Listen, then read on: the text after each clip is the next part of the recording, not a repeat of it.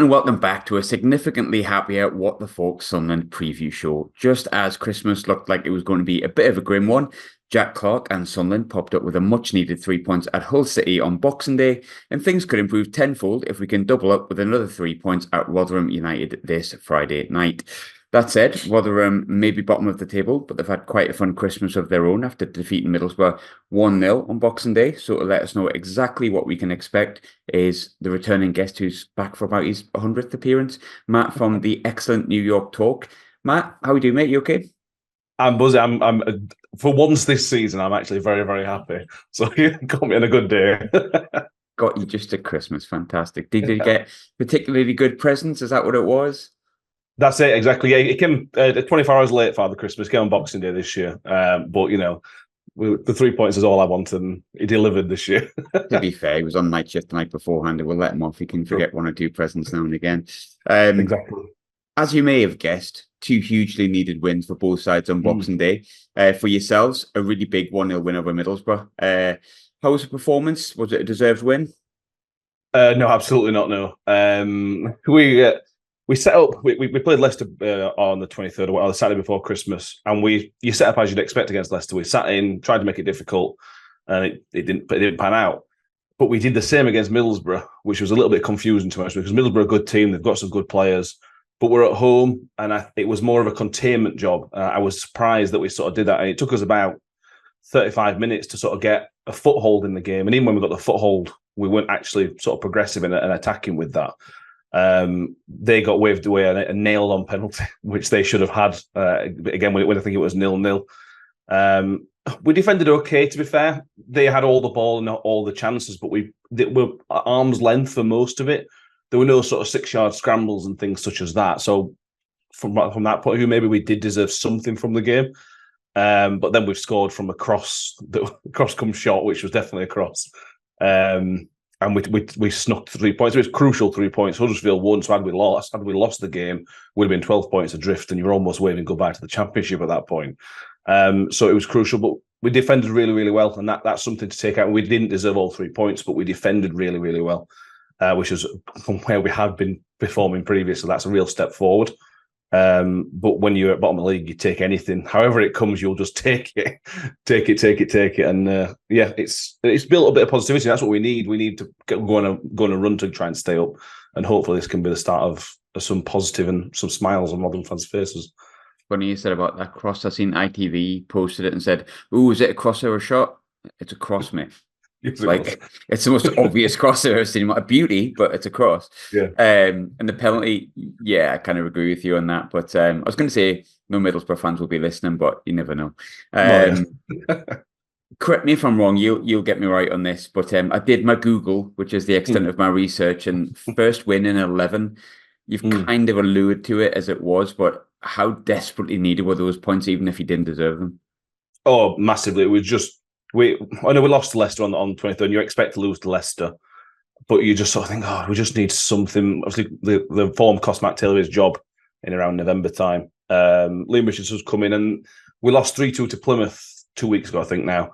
But we were good. We put a lot of pressure on Plymouth. It's a tough place to go, is Plymouth this season. And we were down to 10 men, and with 10 men, we were lucky not to get at least a point out of the game. So Liam Richardson, we have seen sort of shoots from him. That there is something more progressive to come from him.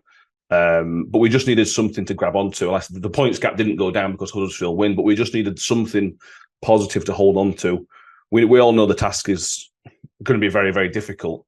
But if you can get a win and go unbeaten for 4 games, even a small 4-game run if you're bottom of the league and pick up 7 or 8 points in that time or whatever it might be, you're thinking, well, everybody else above the relegation still will start worrying, start panicking, seeing Sheffield Wednesday pick up a few wins.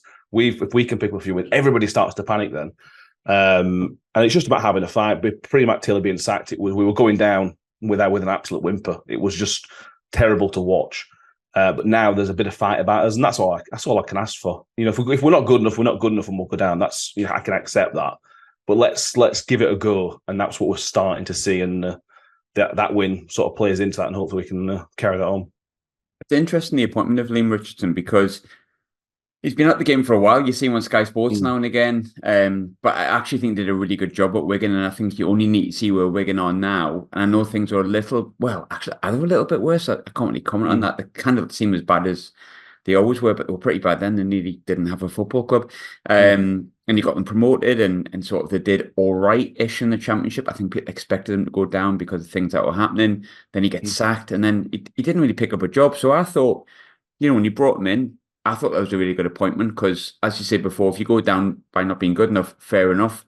Mm. You can't look at what he's done previously and see he's got no fight in him whatsoever. So it seemed like a really good appointment. But he's only been in charge of, I think, 4 games. He's won one, he's lost three, one of them being Leicester. So look, in this day and age, just count it off. You said there's been shoots there, and I know you can't really signify if he's going to improve things in 4 games. But what have the first thoughts been on Richardson from the fan base? Positive. I mean, we sacked Matt Taylor, and the frustrating thing for the fan base was that you could have appointed Liam Richardson probably the day after because he was available. He's probably he is within our price range, but it took 4 weeks to get him in. We went chasing Nathan Jones, Gary Rowett, all these guys, which, if we're being realistic, they were all out of our price, all out of Rotherham United's range at the time. So I actually think he's a better appointment than those two you just mentioned as well. I think he's a better fit for us. For us Mm-hmm. as a club, I think he is a better fit. He's very much in the Paul Warne role and mould.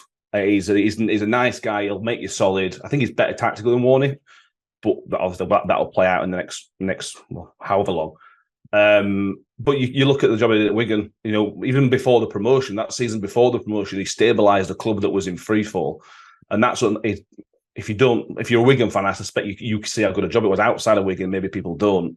But I thought that was a sensational job, and they were better than us in League One. They deserved the title. They were just marginally better than us, but they were under Liam Richardson. And I don't think you can judge his Championship time under Wigan because that was just a farce. But even in farcical situation, he still actually did a decent job. I think they were only third bottom when they left, having signed basically nobody. So if you look at that, you sort of think it's not sexy. It's not. You don't go, oh my, look at this. But if you step back and go, right, he does this very well. He sets up teams to be difficult to beat. You need that. If you've got lowest budget in league or second lowest budget, you need to be difficult to beat. And I think that's what he's tried to bring in so far against Leicester. It was one moment of madness. And once you go 1-0 to Leicester, it's probably going to be 2-0. It's probably going to be 3-0. So we can accept that. Against Middlesbrough, they had a good few shots from distance, but they never really broke us. They never really shot through the middle too much. And against Plymouth, we were down to 10 men for half of the game, for nearly half of the game. So, and again, Plymouth at home. The games he's had are difficult to judge him on because of the teams you're playing against and where you're playing them. But there have definitely been shoots of positive, solidity. I think we've kept 3 clean sheets this season, and one of them was yesterday on Boxing Day.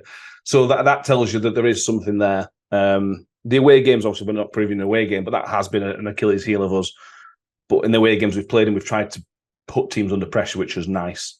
4 games in, first game was a free hit because he signed less than 24 hours before it kicked off. So that was a bit of a free hit. We lost 2-0 on that one. But the 3 games so far, there's signs there. If we go down, I think it's a great appointment as well. I think it works 2 ways. If we're in League One, I think there's not many better guys you want in than Liam Richardson is there in League One. So I think it's a double bonus. I think hopefully it should be. Yeah, I think I agree with you on that. I think it's a good appointment all around. You Nathan Jones and that, if you go down and whatnot, he's gone. Yeah, 100%. Can anyone really be asked with Nathan Jones? Let's be honest, no offense, Nathan, in case you ever join Sunderland, which you never know the way things happen at Sunderland, maybe one day, hopefully not. You mentioned there Matt Taylor was sacked on November 13th, and it took until December the 11th to appoint Richardson. Yeah, it's a month. It doesn't seem like much, but in Championship terms, that's about 15 to 20 games and a long time. How much did that period of uncertainty affect Rotherham? Because I think, we had 2 and a bit weeks and it didn't affect us too much, but we've had 3 weeks before in League One and it really did. So a whole month can be, in your position, can be difficult. Oh, it was massive. We sacked him on the Saturday before an international break, and you're sort of thinking that makes sense, that because you can have a week, interview certain people, and then you can have the second week to prep for the next game kind of thing. We were 4 points adrift at the time. Nobody came in with the whispers that X, Y, and Z guy were going to come in. And then, like I said, 4 weeks later, it became pretty toxic, the fan base. We were just sort of the communication from the club was an absolute joke as well. I don't know if anybody seen the Tony Stewart interview before the Leeds game. It was just an absolute car crash of an interview. He's done great things in his football club, but that was an absolute car crash of it that should never have done in a million years. And then it went dead. The club just went radio silent, and that was 3 more weeks before an appointment. So there was a lot of anger in the fan base that just tell us something. If you tell us it's going to take another couple of weeks, that's fine. Just talk to us, and then we can understand. But then a couple of weeks later, we've gone from 4 points adrift to 8 points adrift. And that's massive for a team that doesn't win many games. That's a massive point you've got to. So Liam Richards is already on the back foot because the club have waited 4 weeks to appoint somebody you could have appointed within a few days. I think it's in a way it's sort of worked out because we've now in a way of restructuring the club. So before it was the chairman, you've got a head of recruitment and a manager. Liam Richards is now a head coach. So we're going down the head coach route of maybe I'm a director of football, which the club's desperately needed for a long, long time. So I think in a way, it's maybe helped long-term future because there's now maybe a bit more forward thinking from the football side of things, which we'd lacked in the last however long, forever. But those 4 weeks were an absolute nightmare. There was a new rumour every single day. This guy's is signed, it's done. We're going to announce Monday morning, and then Monday morning comes and we haven't got anybody. Twice or 2 or 3 times that's happened. So it was a nightmare that 4 weeks. And it's hurt us. It could kill our season. You don't know if we go down by 5 points, that's probably killed our season that time in those games. But yeah, I think in the long term it's probably helped us, but short term it probably could do our season over. To be honest with you. Yeah, it's an abnormal amount of time at this level of football, to be honest. But normally when it gets to that point, you see the assistant manager gets the job, and then someone else comes at the end of the season because you haven't gotten your first target. As it is, to be honest, like I say, I think Liam Richardson's a really nice bloke. So it seems, never met him, but seems like a good bloke, and I think he's a good appointment. That may have been a bit hamstrung, but when you look at the league table, you see Rotherham are 9 points adrift. I'm not going to lie to you, like from a Sunderland perspective, you think, well, that's done probably, but you can pick up 9 points in a week in the Championship. You can lose 9 points in a week, but when you really dig into it a little bit more from the basics of me looking at Google and Wikipedia, which is, of course, the extent of my knowledge. The problem's how much you're struggling on the road. And you mentioned that before. You've lost only 4 of your 12 home games. That's actually not bad. You've won 3, you've drew 5, but away from home, you've picked up 2 points from a possible 36. I'm going to change the question a little bit because there's no point in me saying why you're struggling away from home. You are, and we're playing you away from home. Doesn't matter how you're doing away from home for us. But how much of a different proposition are Rotherham at home, and why is that? I don't know. The answer is I don't know. Matt Taylor had a few theories. One of them was our pitch is smaller at home. I don't know how much smaller. I don't know how much of a difference that makes, but it must have had impact. It was 14 months since our last away win, which was Sheffield United last season in the local derby. It's just I can't work it out. My working theory is that Matt Taylor played too much into the little old Rotherham kind of thing. We're lowest budget in league, so if we go away from home, we're more hoping that something's going to happen. We'll sit in, hope that something happens, and we'll nick a late goal or something like that. Well, that's okay against Leicester because Leicester are brilliant. That's okay against Leeds and people like that because they're really, really good teams. But Cardiff, for example, Cardiff are a decent enough team. But if you go at Cardiff and upset them a little bit, you're probably able to hurt them. And we just didn't do that at all. And that's what I was saying the difference in Liam Richardson against the Plymouth game. Plymouth's a tough team, but he went for him. He went for the jugular and tried to make something happen. And it was exciting, and we lost. But it was exciting. It was something to sort of hang your hat on and say, right, okay, this is a step forward. That's the only thing I can put it down to because we're not that bad a team. We've got some good players. New York Stadium, we've bloodied the nose of Leicester. We beat Norwich when they were good. We beat Coventry. Obviously won yesterday against Middlesbrough. These are a decent team. These are really good teams in this league. So if you ever go to them, I think you can be positive. I think the home crowd helps. I think the way the stadium is built, the fans are right on top of you. So if you do get the place going, it's a horrible place for the opposition to come to. I think that definitely helps. And I think that's, if I just criticise Matt Taylor for the away form, that's what was really good at the home form. It was really, really good at getting the players going at home, which then got the fans on top of the players a little bit. But that away form is just an absolute mystery. It's something like, this goes back a long time, about 9 wins in about 105 away games in the Championship. And you just start thinking, well, there's something wrong at this football club in the away form. Paul Warren's not fixed it. Matt Taylor's not fixed it. maybe Liam Richardson can. But that sends you down. If you're not going to win any away games, you go in League One very, very quickly. Yeah, it's weird and it needs to change. Otherwise, we'll be saying goodbye very, very quickly because it's just an absolute madness. Yeah, you do need to pick up something on the road and you're not picking up much at all. But at New York Stadium, which is, of course, where we're bloody well playing years and get dicked every time we play here, for want of a better phrase, you've beaten Borough, good team. Coventry, good team. We've lost 4-0 against Middlesbrough at home and 3-0 against Coventry at home. You drew with Leeds, who randomly we beat 1-0, and Ipswich, who we also lost against 2-1. So there's 3 teams there that have came to the Stadium Light and won. You've getting points against, but you've lost against Swansea, Bristol City, and West Brom. Not the worst sides, but nowhere near the quality of the teams I mentioned, I think, at the start, in terms of like Ipswich, Leeds, and Coventry recently. Why is it that Rotherham are picking up results against like sides like Leeds, Ipswich, Borough, but like maybe not against like your Swanseas, your Bristol Cities, your West Broms, your teams that are like mid-table to lower end? I think it's that little old Rotherham thing that I mentioned. I think it's easy for the manager to say, guys, we're playing Coventry lost it playoffs last year. These guys are great players.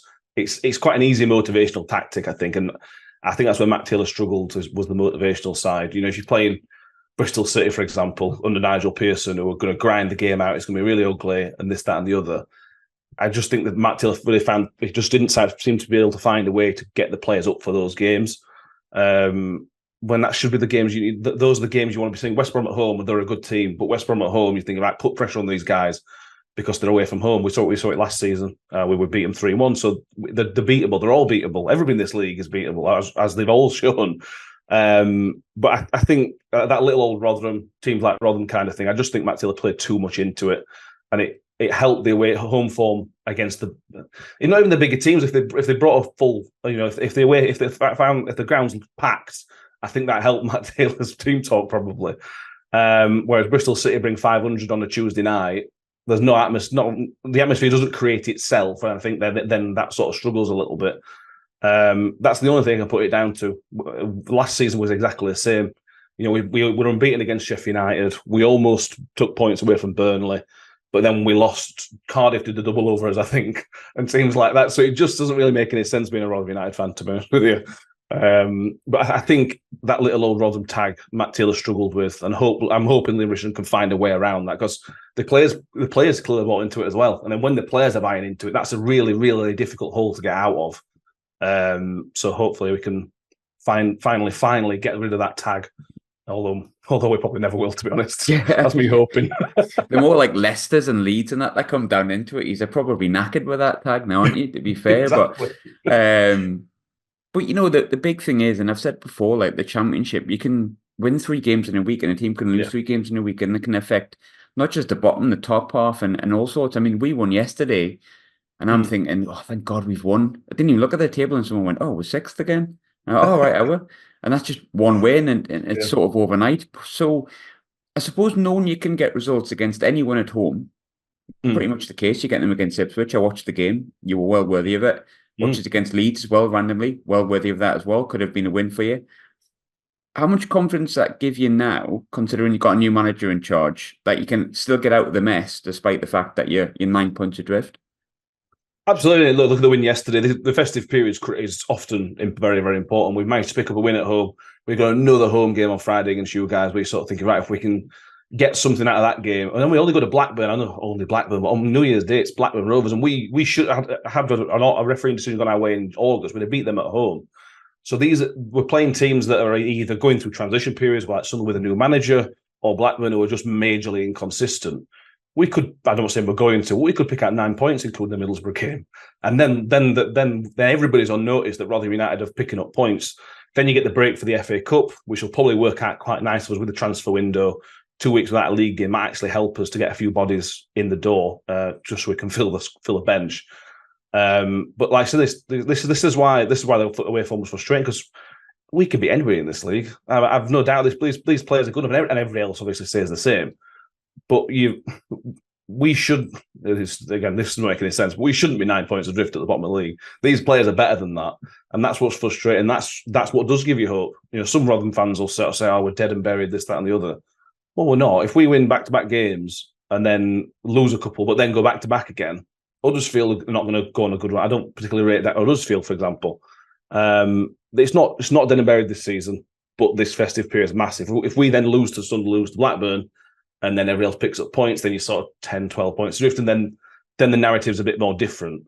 But if we can just chip away at that total, even if we're 7 points adrift at end of festive period, 6 points adrift, we're gradually bringing it down, and it just keeps that positivity amongst the fan base going. And that's what Liam Richards needs to try and harness, try and build a bit of positivity, try and get the fans behind it. Because at the minute, the fans, before the Middlesbrough game, the fans were on the floor.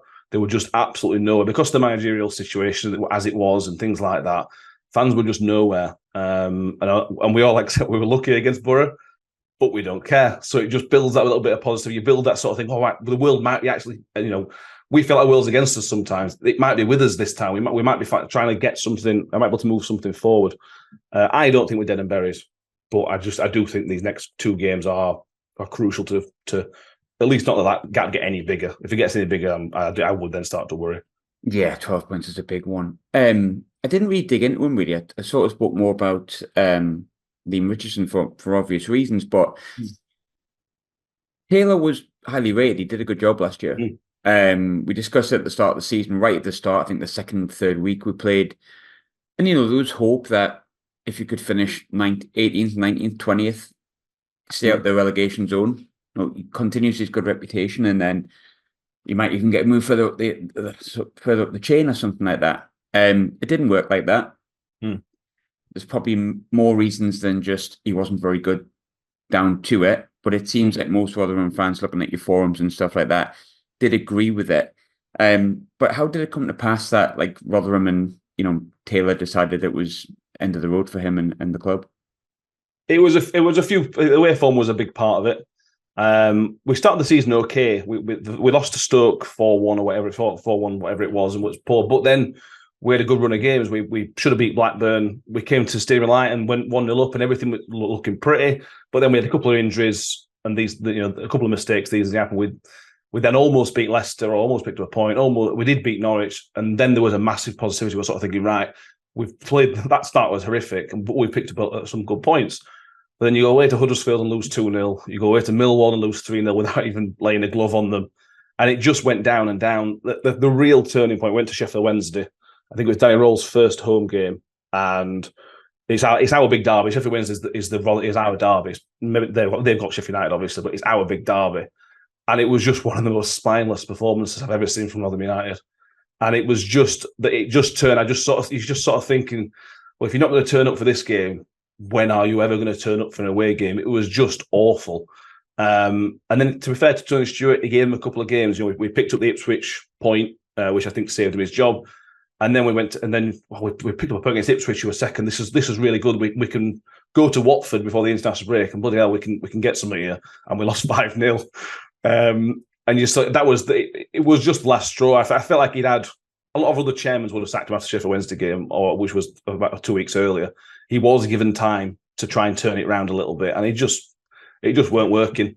I think his downfall is that he signed a lot of aging players. Sean Morrison's a good player, but he's injured all the time. Tyler Blackett's a great defender when he's fit, but he's out till probably March or April. Lee Peltier is good, but he's injured.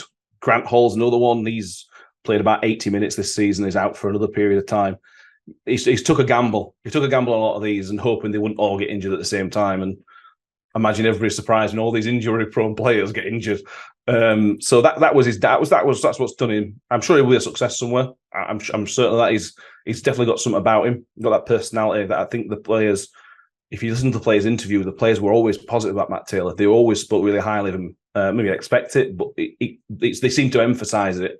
But he just made a mistake in his recruitment. His recruitment's probably done him, and the away step away for him. But the timing was right, and I couldn't argue with the sacking at the time.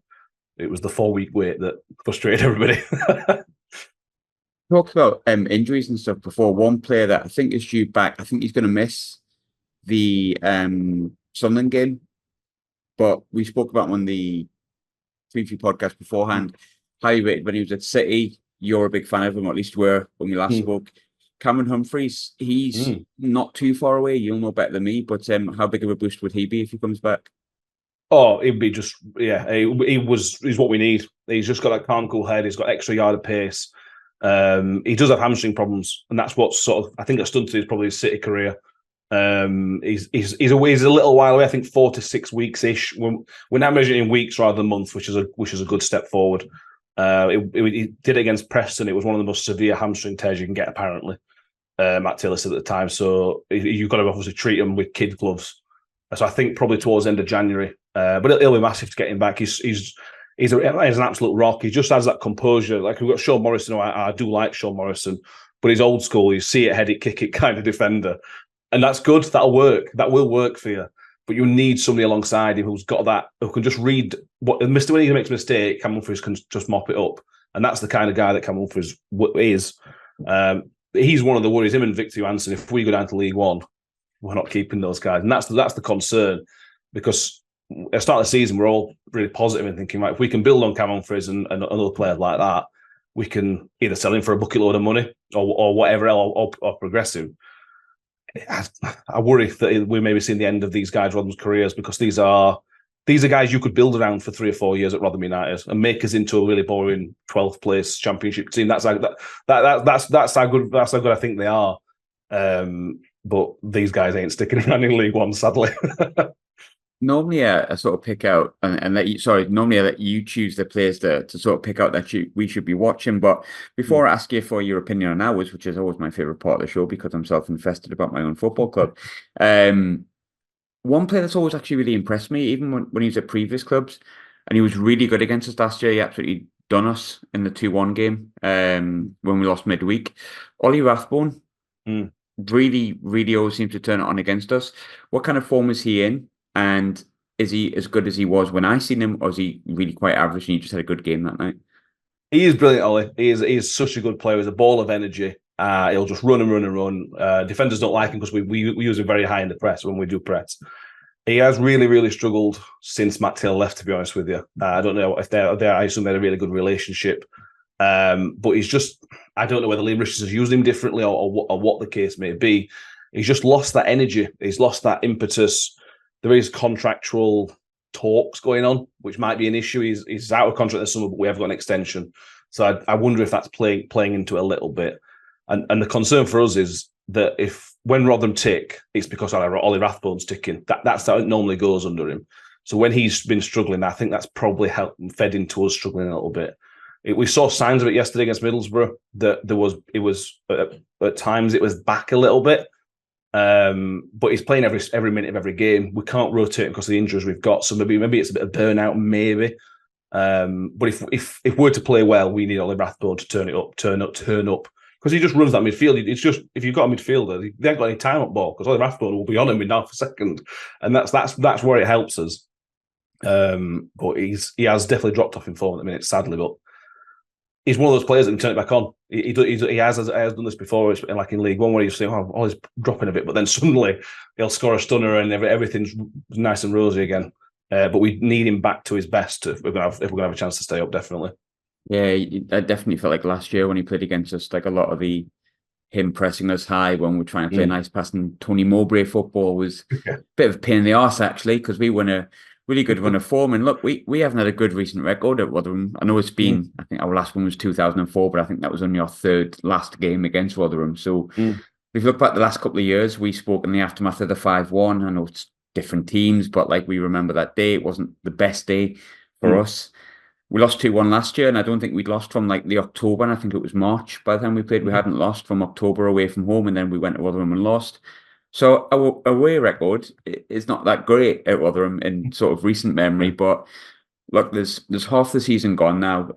We kind of got something off our back by getting that win yesterday, because our away form hasn't been as good this year. I feel like I know who you're going to say, but I like asking the question anyway. Which players from our side worry you the most heading into Friday's game? It's always Jack Clark, isn't it? It's always Jack Clark. Yeah. I fucking love him. Like, so I agree. It's fine. Yeah, I mean, that goal he scored the goal against Hull, didn't he? It was just he did. Wonderful goal.